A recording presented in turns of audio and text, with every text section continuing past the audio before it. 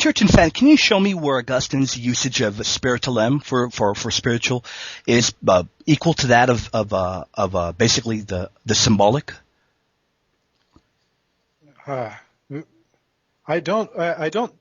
think that when he says that you understand this in a spiritual way, he's distinguishing that from a carnal way. And a carnal way would be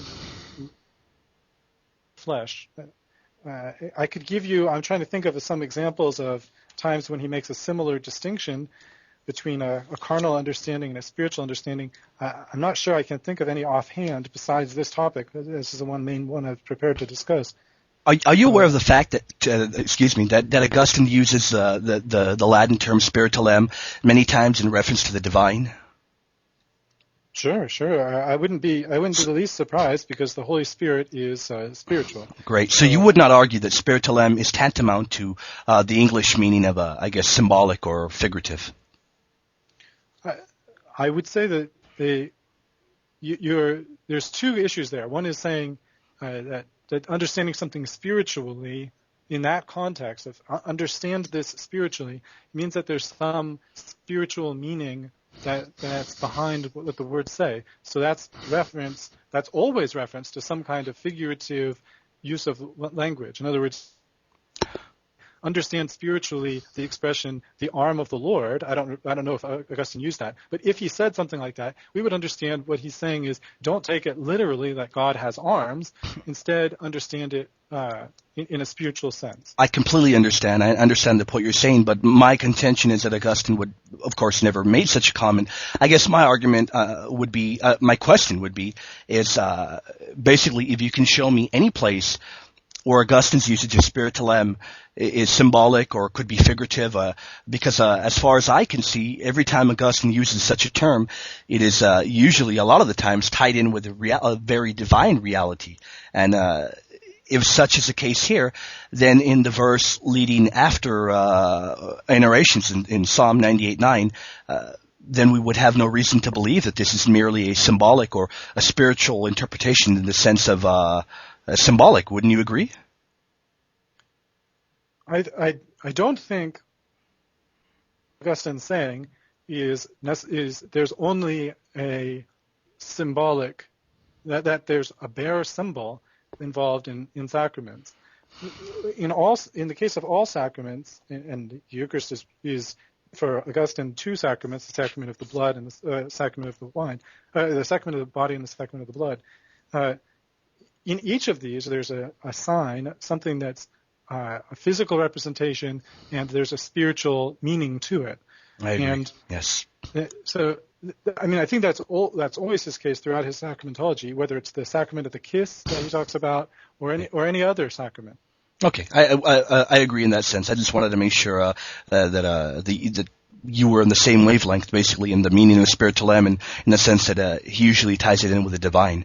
But Turretinfan, in Augustine's commentary on Psalm 33, where he says that Christ carried himself in his own hands, is Augustine saying that we should take this in a literal fashion or in a non-literal fashion? Well, he's saying that we should. There's actually, it's very interesting that you bring that up, because that was one of those we had just mentioned before about the issue about the difference between these New City Press translations having both versions of the iterations. And in the first iteration, he simply says that Christ was carried in his own hands. He just says Christ was being carried in his own hands when he handed over his body, saying, "This is my body." That's the Exposition 1 on page 21 of the New City Press volume on that. But if you turn over 3 more pages and get to the second version, you see that he makes an interesting distinction. He says that because when he entrusted to us his very body and blood, he took into his hands what the faithful know about, and so, in a sense, he was carrying himself when he said, "This is my body." And that in a sense, or quam modo, if you're familiar with the words that are behind there, is a way of distinguishing it from being a literal carrying. Yeah, I understand what you're talking about, but I think you're in a completely different location. I'm referring to his commentary on Psalm 33. In fact, it isn't just there. It is in numerous times, and I've got the Latin as well. I can send that to you in the little window if you want. Excuse me. where he specifically says, because it isn't just one time that he says it. He says that how is this to be understood in a literal way of David himself we cannot discover. Then he says, however, we can discover how this happened in the case of Christ, for Christ was carried in his own hands. And my question for you is simply, is Augustine not saying that we should take this in a literal fashion? Yeah, as I just said, that's the one what you just quoted to me is from the Exposition 1 of Psalm 33. And okay. To be fair to Augustine, you have to also read the second discussion that he made on the same song, where he provided the qualification that says, in a sense, so that we now realize that he doesn't mean that we should hold it strictly literally. Okay, so your argument is that Augustine later on, basically, even though he says that Christ carried himself in his own hands, because the very next day he makes the very same comment in another commentary section. Are you saying that Augustine later on in the same passage recanted and said that we can understand this in a literal way, even though he says that it's to be understood in a literal fashion?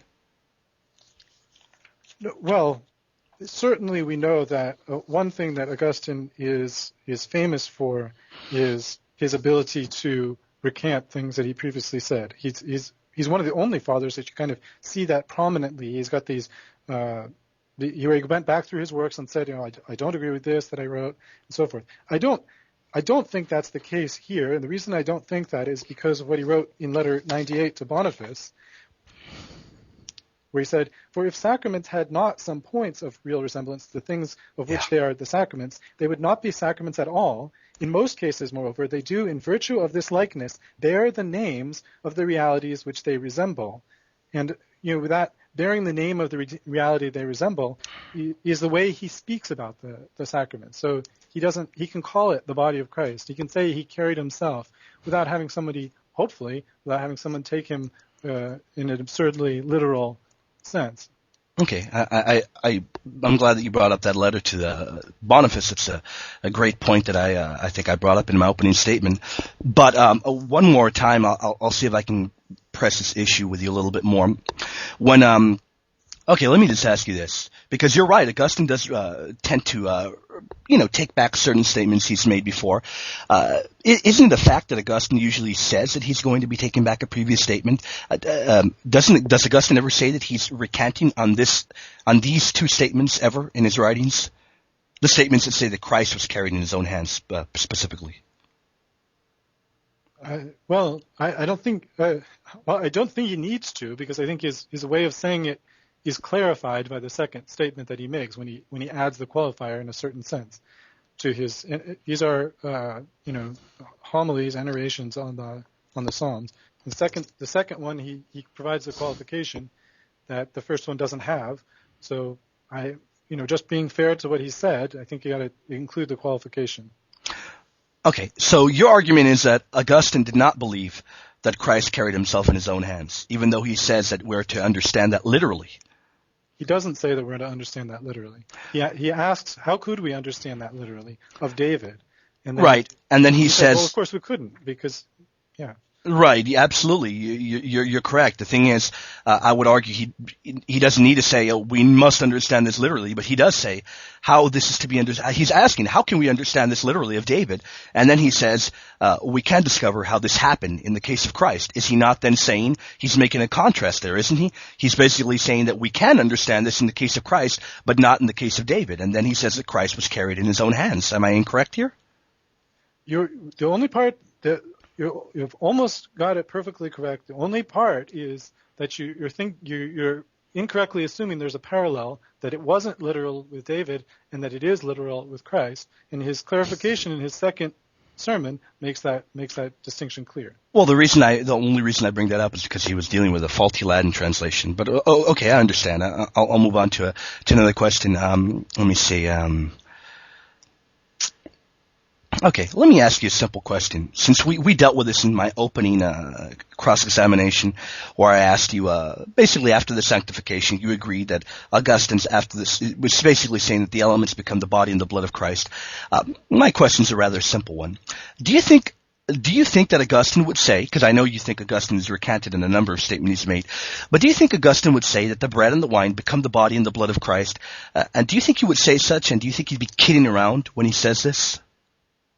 No. Okay. When we say exactly what Jesus said and what Paul said, we're not kidding around. And it's not holding to the Reformed doctrine on this wouldn't be kidding around either. I'm sorry. I apologize if you misunderstood me. I'm not claiming that the Reformed doctrine claims that you're kidding around. I apologize if I offended you. I'm simply asking you if you think that Augustine would say such and be kidding around. He used metaphorical language plenty, but he wasn't joking about it. Great. Okay. That's perfect. That's perfect. Okay. Well, I think I got time for one more question since you allowed me 2 more minutes. So I'll ask you one more. Please, yeah, Okay. Turretinfan, does Augustine ever say that because Christ is now in heaven that he cannot be in the Eucharist? Or basically anywhere else for that matter?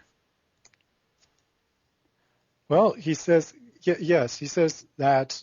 I mean, he doesn't use the because, but what he says is, in other words, in respect of his divine presence, we always have Christ. In respect of his presence in the flesh, it was rightly said to the disciples, me you will not have always. Okay. That's from that same Tractate 50 on John. That's section 13. All right. Well, I suppose we'll just have to disagree on that, and that will conclude my my cross-examination. I'm now ready for Turretinfan to have his negative re-cross-examination of me.